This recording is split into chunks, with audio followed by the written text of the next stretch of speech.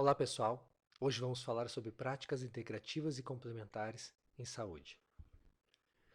O primeiro ponto é iniciar pela discussão das políticas nacionais.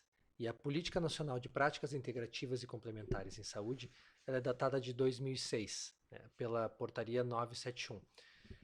Não quer dizer que nós não tenhamos a discussão de práticas integrativas e complementares antes. Na verdade, justamente porque já existiam as práticas e uma certa discussão de legitimação dessas práticas, é que surge essa política nacional.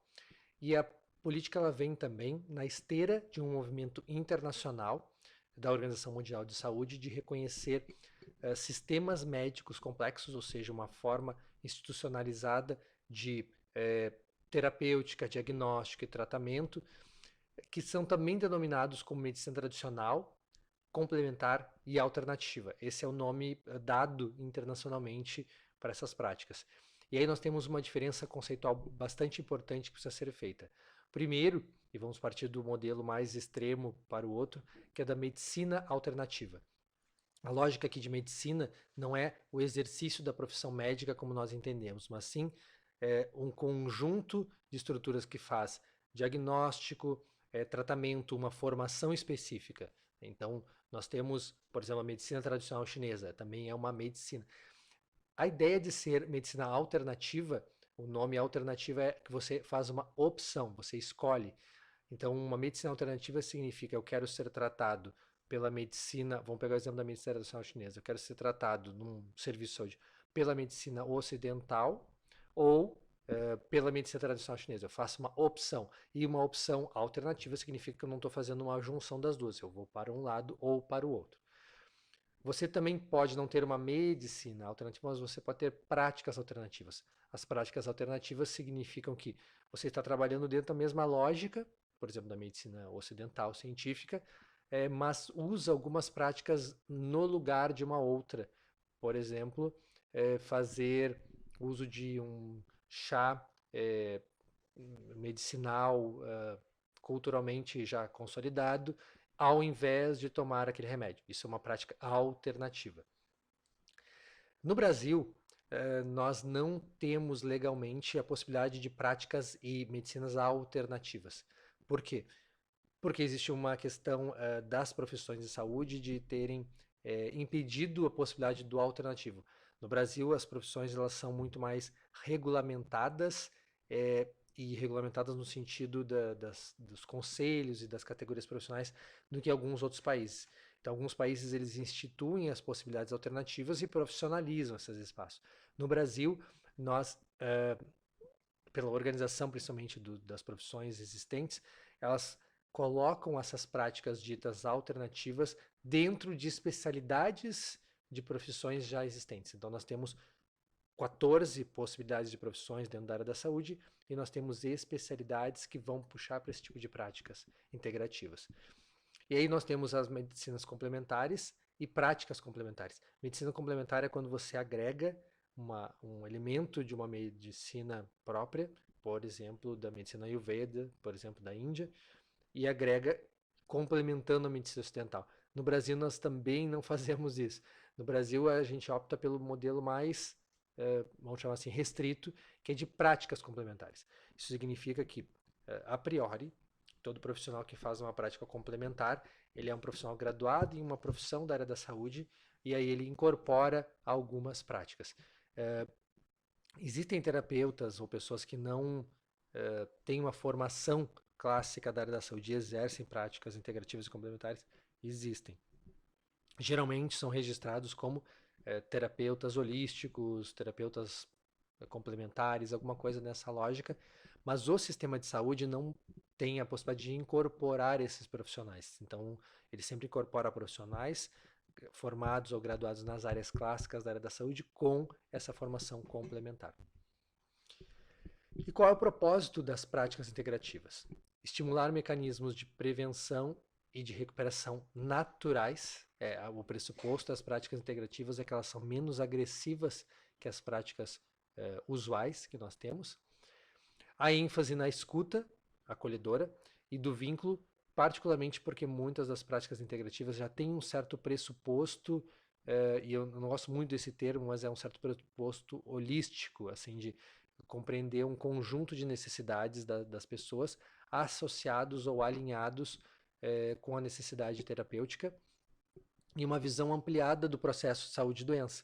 Ou seja, o processo de adoecimento ele é mais do que um contágio, do que uma relação com um patógeno, do que um distúrbio genético. Então, essa visão mais ampliada, ela é uma visão que considera, na perspectiva da integralidade, mais necessidades da população.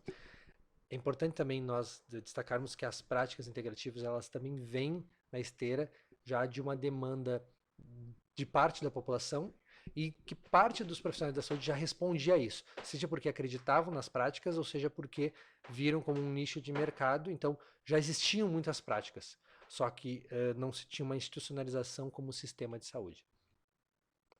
E aí, o objetivo dessa política é estimular o controle social e a participação popular, porque afinal as práticas elas são uma oferta dos serviços, mas elas não têm um grau de obrigatoriedade, porque justamente são complementares, do que, por exemplo, um medicamento, não tem um imperativo.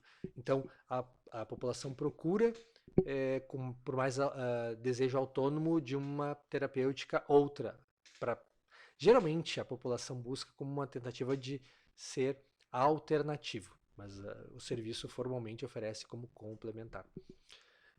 Promover a racionalização das ações de saúde, porque em alguns casos onde nós não temos efetivamente um bom manejo de situações de saúde a partir da medicina científica ocidental, as práticas complementares elas dão sensação de alívio, sensação de bem-estar, com muito menos investimento financeiro ou muito menos recursos humanos, enfim, do que for necessário. E aumentar a resolubilidade do sistema, porque em alguns casos elas efetivamente, pelo menos aparentemente, resolvem algumas condições de saúde, então não daria para negar que elas têm algum grau de eficácia empírica, muitas vezes, porque você não tem testes comprovando qual o efeito efetivamente que aquilo produz, mas se percebe um efeito positivo. E é importante também destacar que a incorporação como uma política também é uma medida de democratização do acesso, porque práticas como acupuntura, homeopatia, enfim, fisioterapia, não eram práticas novas nos anos 2000. É só que elas eram práticas restritas à população que poderia pagar. Então existia também uma avaliação de que não era por falta de interesse, era por uma restrição econômica. Então ela também responderia a um grau de universalização de um acesso a um cuidado desejado. E aqui nós temos a primeira versão da Política Nacional de Práticas Integrativas e Complementares, onde tem, de 2006, e nós temos esses dois materiais institucionais, onde mostra as 5 primeiras práticas integrativas incorporadas, e eu vou falar um pouquinho mais de cada uma delas.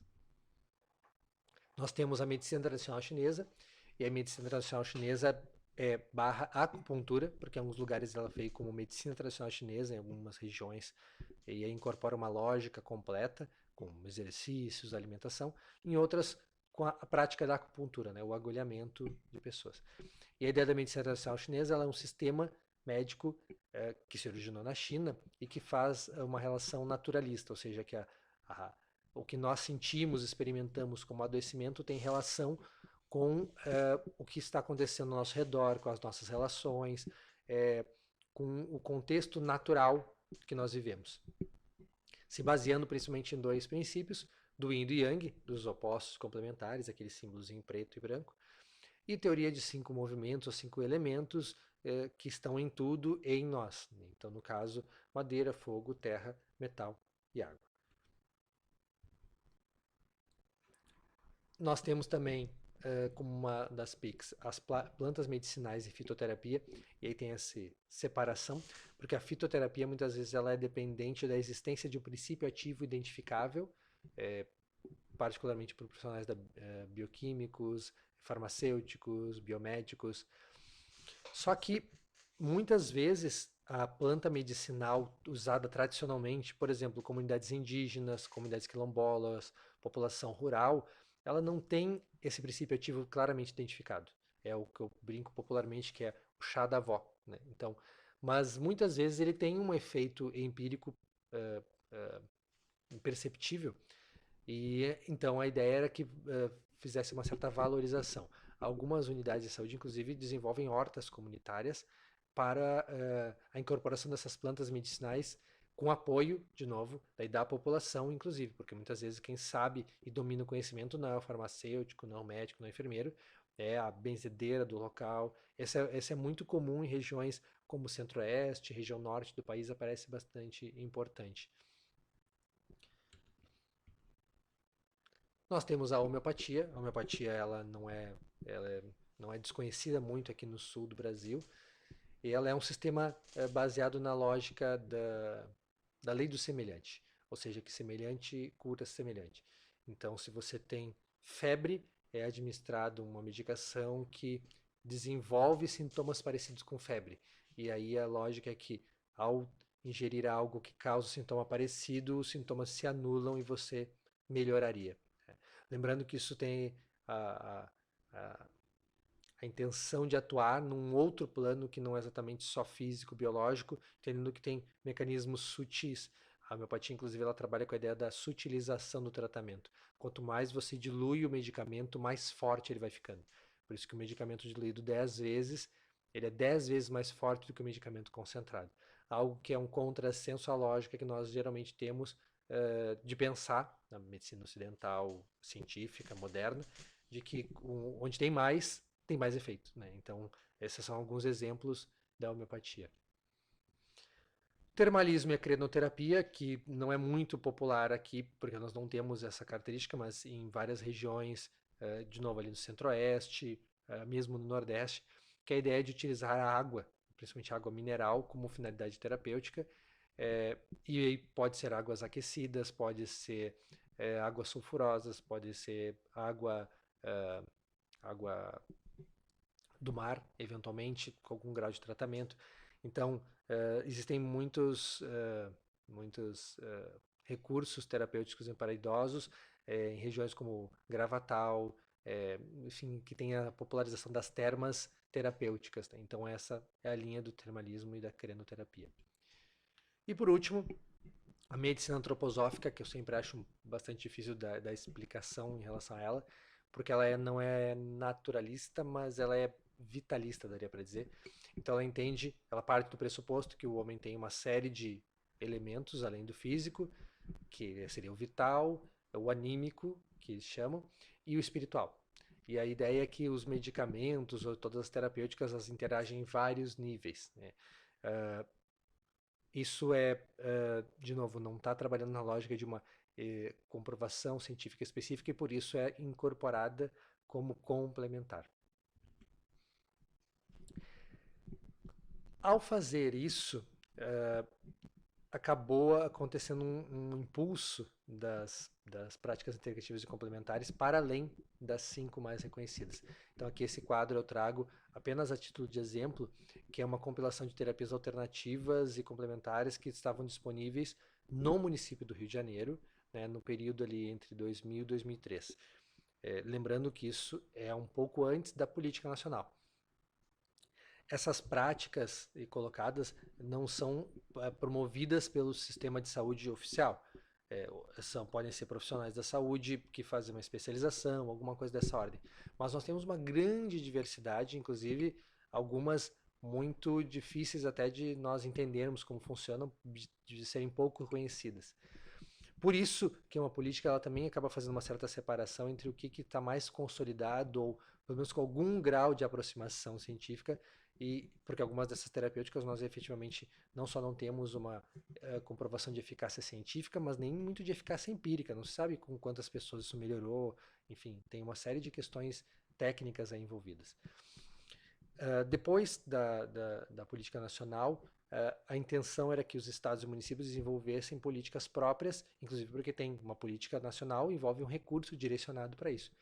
Porto Alegre apenas em 2015 instituiu a sua política nacional, política municipal de práticas integrativas e complementares, e as práticas que Porto Alegre tem, medicina tradicional chinesa e práticas corporais, e aí entra muito mais das práticas corporais orientais, como Tai Chi Chuan, Liang Gong, Qigong, que são práticas com movimentos mais lentos, a homeopatia, a acupuntura, fitoterapia e plantas medicinais, exemplo que eu falei das hortas comunitárias, e a terapia comunitária integrativa, que é uma prática que trabalha com a comunidade inteira como se ela fosse um indivíduo, vamos chamar assim, né? Como se ela fosse um ente próprio e desenvolve a comunidade para que a comunidade se torne saudável e isso torne saudável a população individualizada. Em 2017, fazendo 10 para 11 anos da política de práticas integrativas e complementares, há uma ampliação das práticas. E aí, lembrando que já que teve uma disseminação, novas práticas foram incluídas. No caso, um número bastante razoável de práticas foram acrescidas, 17 novas práticas, e todas aquelas listadas ali. Qual foi o critério de inclusão dessas novas práticas? Primeiro, que elas fossem práticas incluídas na discussão de promoção da saúde, lembrando que 2006 também tem a Política Nacional de Promoção da Saúde, que fossem prioritariamente capazes de serem desenvolvidas na atenção básica, que é o local principal para esse tipo de relação, porque está próximo da comunidade, que fossem reconhecidas por diferentes categorias profissionais. Então, nós temos essa. E aqui eu listo apenas a título de curiosidade ou de informação mais clara, quem quiser, as práticas com alguma descrição. Depois, se você tiver interesse, pode pausar para ler um pouquinho mais detalhadamente. Aqui nós temos mais algumas das mesmas práticas, lembrando que essa é a descrição que consta na política, então se você conhece alguma dessas práticas, mas de outro jeito, a política foi construída essa escolha a partir daqueles critérios colocados anteriormente. E para finalizar, eu queria apenas mostrar a questão do cenário contemporâneo das práticas integrativas e complementares. Ali nós temos um estudo de 2012, mas é uma relação internacional, no caso aqui dos Estados Unidos, que é um país que consome, de certa maneira, muitas práticas ditas alternativas ou complementares. E aí nós temos, por exemplo, várias questões, ali estão as 10 mais comuns nos Estados Unidos. Então nós temos uso de produtos naturais, e por produtos naturais incluem, por exemplo, suplementações dietéticas, porque elas não são recomendações nutricionais, elas são, quando é precisamente auto-administrado, ela é uma prática complementar. Né? Uso de técnicas de respiração, yoga, tai chi, qigong, osteopatia, massagem, dietas especiais, homeopatia e assim vai. Então tem uma série. Se alguém tiver mais interesse, nós temos um observatório, que são aqueles registros de práticas e de indicadores sobre práticas integrativas e complementares, que é a Observa Pix, que está ali colocado, que é vinculado à Fiocruz, a Fundação Oswaldo Cruz. Espero que tenha ficado claro e que tenha sido interessante para vocês. E nos vemos no próximo encontro.